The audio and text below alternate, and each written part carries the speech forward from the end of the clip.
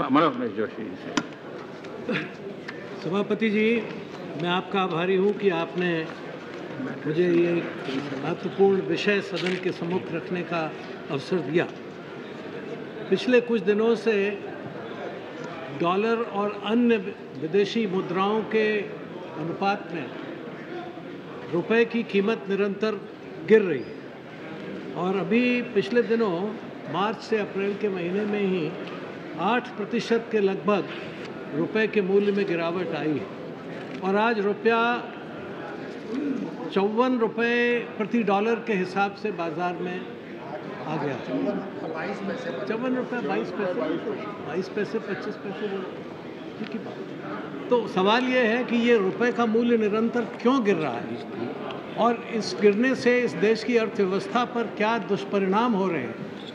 हमारे आयात के में रुपए अधिक से अधिक देने पड़ रहे हैं। वित्त मंत्री हमेशा कहते रहते हैं कि हमारा बिल जो कच्चे तेल के आयात का है वो बहुत बड़ा है और अगर यही रफ्तार रही तो रुपए इसी तरह से अगर गिरता रहा तो उस बिल में भुगतान हमें बहुत ज़्यादा करना पड़ेगा और उसका एक स्वाभाविक दुष्परिणाम हमारी अर्थव्यवस्था पर हो रहा है। इसका एक ही नतीजा ये हुआ है कि मुद्रा विस्तार बढ़ी है, महंगाई बढ़ गई है। महंगाई अनाज के यानी खाद्य सामग्री में लगभग 10% की दर से आ गई है। वित्त मंत्री कह रहे हैं कि ये खतरनाक बात है। एक महीने में जो दर बढ़ रही है मुद्रा विस्तार की और खाद्यान्नों की और ख़ास तौर पर सब्जियों की, वो आम आदमी के जेब पर भारी बोझ है। सवाल ये है कि ऐसा क्यों हो रहा है, ये बाज़ार हमारा निरंतर क्यों गिर रहा है और आरबीआई इस मामले में और वित्त मंत्रालय रुपए के मूल्य को गिरने के बारे में क्या योजना बना रहा है। क्या इसका असर सीधे हमारे फॉरेक्स रिजर्व पर नहीं पड़ेगा। अगर आपको रुपए का मूल्य बढ़ाना होगा तो आपका जो फॉरेन एक्सचेंज का भंडार है उसको घटाना होगा, तो इसके क्या परिणाम होंगे। आपका फिस्कल डेफिसिट कहाँ जाएगा, जो आपने बजट में और अपने भाषणों में सदन को आश्वस्त किया था, वो कहाँ जाएगा, उसकी रफ्तार क्या है। सवाल ये है कि आप बार बार ये कहते आ रहे हैं कि हमने अर्थव्यवस्था में बहुत कुछ सुधार किए हैं और बहुत कुछ सुधार करना चाहते हैं। मेरा अनुरोध ये है सदन से विशेषकर और आपके माध्यम से मंत्री जी से भी कि इन प्रश्नों पर गंभीर चर्चा होनी चाहिए। आज सारा यूरोप परेशान हो गया। पहले अमेरिका में मेल्टडाउन हुआ, अब यूरोप में मेल्टडाउन हो रहा है और आप बार बार कहते हैं कि हम दुनिया से जुड़े हुए हैं, तो आप इस मेल्टडाउन को कब बुलाएंगे यहाँ, और अगर नहीं आएगा, नहीं आने देना होगा तो आप कर क्या रहे हैं इसके लिए, कौन से सुधार आप लाना चाहते हैं। आपके आर्थिक सलाहकार ने कहा था कि हम सुधार 2014 से पहले नहीं ला सकते।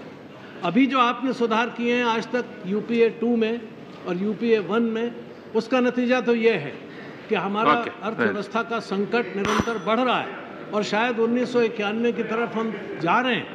मैं अनुरोध करूंगा, वित्त मंत्री जी ने मुझे पत्र लिखा था कि हमारे फंडामेंटल्स बहुत स्ट्रांग हैं।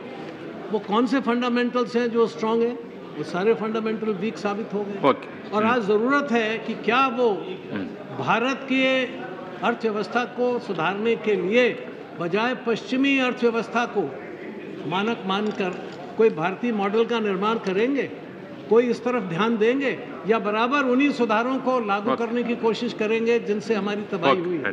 हम ये जानना चाहेंगे उनसे, जी हम ये जानना चाहेंगे उनसे कि वो बार बार कह रहे हैं कि खतरा है, मगर खतरे को टालने के लिए क्या कर रहे हैं, भारत की अर्थव्यवस्था को पटरी पर लाने के लिए क्या कर रहे हैं, महंगाई को रोकने के लिए क्या कर रहे हैं और हमारे मुद्रा भंडार को बचाए रखने के लिए क्या कर रहे हैं। रुपए की कीमत गिरने का मतलब है कि भारत के श्रमिकों के मूल्य का अवमूल्यन किया जा रहा है। ये बहुत खतरनाक बात है। मैं चाहूँगा कि इस पर न तो इस समय हमारे अर्थशास्त्री प्रधानमंत्री जी उपस्थित हैं, वो भी शायद चले गए, ना ही वित्त मंत्री उपस्थित हैं और ये सारा सदन खाली है, जबकि इतना महत्वपूर्ण प्रश्न हम उनके सामने रखना चाहते हैं। मेरा अनुरोध है कि आप इस पर चर्चा सुनिश्चित करें और वित्त मंत्री जी इसके बारे में हमें सदन को बताएं कि क्या वो करना चाहते हैं और देश में महंगाई को रोकने के लिए और सुधारों के बारे में उनका क्या कथन है, वो हमारे सामने यहाँ रखें। धन्यवाद।